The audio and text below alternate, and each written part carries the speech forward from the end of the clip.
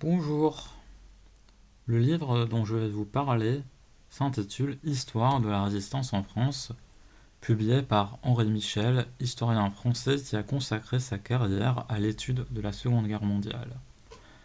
L'auteur lui-même avait participé activement à la résistance, collaborant entre autres dans la presse clandestine et faisant partie du comité départemental de libération de Var en Provence. Le livre en question est essentiellement une synthèse de la formation d'une résistance unifiée contre l'occupation allemande. L'évolution de cette unification était un chemin jonché de défis et de pièges. C'est principalement de cet aspect que l'auteur traite le déroulement des événements. Le style est plutôt austère ou diplomatique dans le meilleur des cas. Il s'agit d'une description détaillée, je dirais même trop détaillée à quelques instants, mais ce n'est que mon avis subjectif. Quelques mots sur le contenu. Le livre commence par une introduction mettant l'accent sur l'importance de la mémoire de la guerre et la connaissance du passé au niveau individuel ainsi que sociétal dans le monde entier. Le premier chapitre intitulé « Naissance et extension de la France libre » nous présente comment le gouvernement en exil du général de Gaulle, nommé France libre, s'est formé et décrit les difficultés administratives et militaires qui se sont présentées lors de ce processus, y compris par exemple le recrutement des soldats dans l'armée du gouvernement exilé et l'aversion initiale du gouvernement anglais à financer les efforts de résistance français. Dans les deux chapitres suivants, l'auteur décrit la situation aux zones sud et nord respectivement.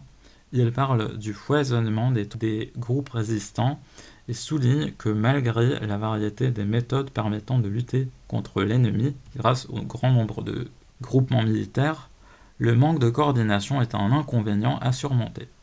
Tout en racontant ces informations, il nous présente plusieurs mouvements et réseaux de résistance et leurs activités primaires. Les groupes armés ne faisant pas partie de l'armée régulière sont appelés maquis, d'après les endroits qui leur servaient souvent de cachette. La plupart de leur activité consistait à saboter l'avancement des troupes allemandes de manière physique en bloquant les routes ou même anciens des rails. Puis on nous raconte comment l'unification a été organisée et le rôle crucial de Jean Moulin dans cette initiative de première importance.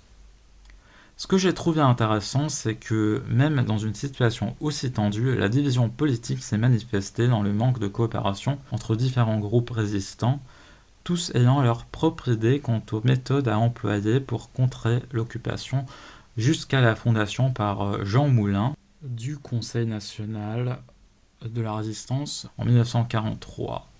Enfin, l'auteur consacre une partie à la presse clandestine dans laquelle il mentionne plusieurs journaux clandestins, dont on comptait d'ailleurs 317 jusqu'à la Libération, et l'histoire fascinante des efforts pour trouver les moyens de les distribuer.